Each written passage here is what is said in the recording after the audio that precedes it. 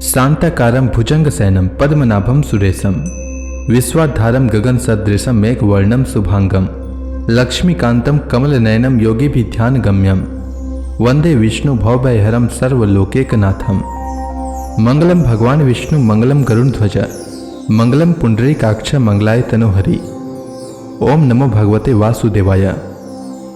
आज का दिन आप सभी के लिए मंगलमय हो। आज मैं अगहन मास कथा का चौथा अध्याय सुनाने वाला हूँ। अगहन मास भगवान श्री कृष्ण का सबसे प्रिय माह है। इस माह में भगवान श्री कृष्ण ने अर्जुन को गीता का ज्ञान दिया था। यही कारण है कि इस माह में भगवान कृष्ण की कथाओं का श्रवण अवश्य करना चाहिए। इससे घर में सुख समृद्धि आती है और जन्म जन्मांतर के पापों का नाश होता है, साथ ही सभी प्रकार के संकटों का नाश होता है। तो आइए श्रवण करते हैं मार्गशीर्ष मास की कथा का चौथा अध्याय। श्री पराशर जी आगे बोले, हे मैत्रेय, एक बार जब भगवान द्वारका में थे तब त्रिभुवनपति इंद्र अपने मत गजराज ऐरावत पर चढ़कर उनके पास आए। द्वारका में आकर वे भगवान से मिले और उनसे नरकासुर के अत्याचारों का वर्णन किया। इंद्र बोले, हे मधुसूदन, इस समय मनुष्य रूप में स्थित होकर भी आप संपूर्ण देवताओं के स्वामी ने हमारे समस्त दुखों को शांत कर दिया है। जो अरिष्ट, धेनुक और केसी आदि असुर सर्वदा तपस्वियों को कलेशित करते रहते थे, उन सबको आपने मार डाला। कंस, कूलियापीड़ और बालघातिनी पुतना तथा और भी जो संसार के उपद्रव रूप थे, उन सबको आपने नष्ट कर दिया।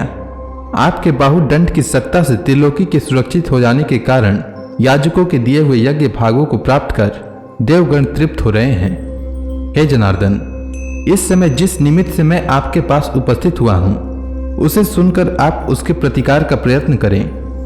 हे शत्रुदमन, यह पृथ्वी का पुत्र नरकासुर प्राग ज्योतिषपुर का स्वामी है। इस समय यह संपूर्ण जीवों का घात कर रहा है। हे जनार्दन, उसने देवता, सिद्ध, असुर और राजा आदियों की कन्याओं का बलात्कार कर अपने अंतःपुर में बंद कर रखा है। इस दैत्य ने वरुण का जल बरसाने वाला छत्र और मंद्राचल का मणि पर्वत नामक शिखर भी हर लिया है।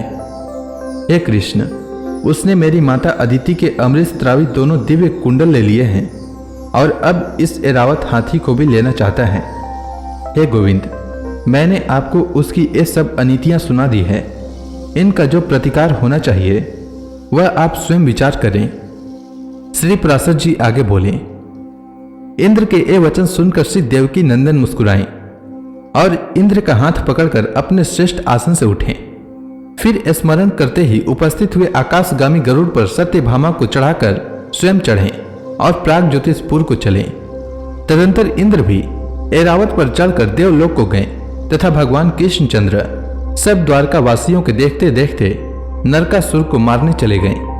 हे द्विजोत्तम, प्राग ज्योतिषपुर के चारों ओर पृथ्वी 100 योजन तक मूर दैत्य के बनाए हुए छुरे की धारा के समान अति तीक्ष्ण पासों से घिरी हुई थी। भगवान ने उस पासों को सुदर्शन चक्र फेंक कर काट डाला। फिर मूर दैत्य भी सामना करने के लिए उठा। तब श्री केशव ने उसे भी मार डाला। तदंतर श्री हरि ने मूर के 7000 पुत्रों को भी अपने चक्र की धार रूप अग्नि में पतंग के समान भस्म कर दिया। हे द्विज, इस प्रकार मतिमान भगवान ने मूर, हैग्रीव एवं पंचजन आदि दैत्यों को मारकर बड़ी शीघ्रता से प्राग ज्योतिषपुर में प्रवेश किया। वहां पहुंचकर भगवान का अधिक सेना वाले नरकासुर से युद्ध हुआ, जिसमें श्री गोविंद ने उसके सहस्त्रों दैत्यों को मार डाला। दैत्य दल का दलन करने वाले महाबलवान भगवान चक्रपाणि ने शस्त्रास्त्र की वर्षा करते हुए भूमिपुत्र नरकासुर के सुदर्शन चक्र फेंक कर 2 टुकड़े कर दिए। नरकासुर के मरते ही पृथ्वी अदिति के कुंडल लेकर उपस्थित हुई और श्री जगन्नाथ से कहने लगी। पृथ्वी बोली, हे नाथ, जिस समय वाराह रूप धारण कर आपने मेरा उद्धार किया था, उसी समय आपके स्पर्श से मेरे यह पुत्र उत्पन्न हुआ था। इस प्रकार आप ही ने मुझे यह पुत्र दिया था और आप ही ने इसको नष्ट कर दिया है। आप एक कुंडल ले लीजिए और अब इसकी संतान की रक्षा कीजिए। हे प्रभु, मेरे ऊपर प्रसन्न होकर ही आप मेरा भार उतारने के लिए अपने अंश से इस लोक में अवतीर्ण हुए हैं। हे अच्युत, इस जगत के आप ही कर्ता, आप ही विकर्ता, और आप ही हरता हैं। आप ही इसकी उत्पत्ति और लय के स्थान हैं तथा आप ही जगत रूप हैं। फिर हम आपकी स्तुति किस प्रकार करें?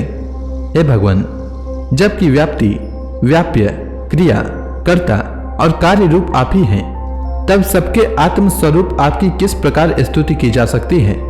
हे नाथ, जब आप ही परमात्मा, आप ही भूतात्मा और आप ही अव्यय जीवात्मा हैं, तब किस वस्तु को लेकर आपकी स्तुति हो सकती है? हे सर्वभूतात्मन, आप प्रसन्न होइए और इस नरकासुर के संपूर्ण अपराध क्षमा कीजिए। निश्चय ही आपने अपने पुत्र को निर्दोष करने के लिए ही स्वयं मारा है। श्री पराशर जी आगे बोले, हे मुनिश्रेष्ठ, तदंतर भगवान कृष्णचंद्र ने पृथ्वी से कहा, तुम्हारी इच्छा पूर्ण हो। और फिर नरकासुर के महल से नाना प्रकार के रत्न लिए।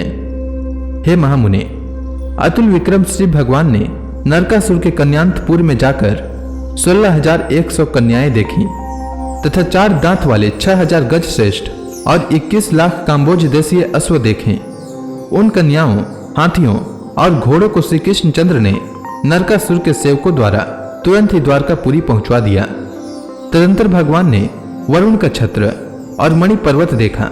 उन्हें उठाकर उन्होंने पक्षी राज गरुड़ पर रख लिया और सत्यभामा के सहित स्वयं भी उसी पर चढ़कर अदिति के कुंडल देने के लिए स्वर्गलोक को गए। तो इसी के साथ यह अध्याय समाप्त हुआ। अब स्वर्ग में जाकर भगवान श्री कृष्णचंद्र ने क्या किया वह मैं अगला अध्याय में बताऊंगा। तब तक के लिए भगवान हरि का नाम लेते रहें। तो प्रेम से बोलिए भगवान विष्णु की जय, श्री कृष्णचंद्र की जय, लक्ष्मी माता की जय, तुलसी माता की जय, समस्त देवी देवताओं की जय।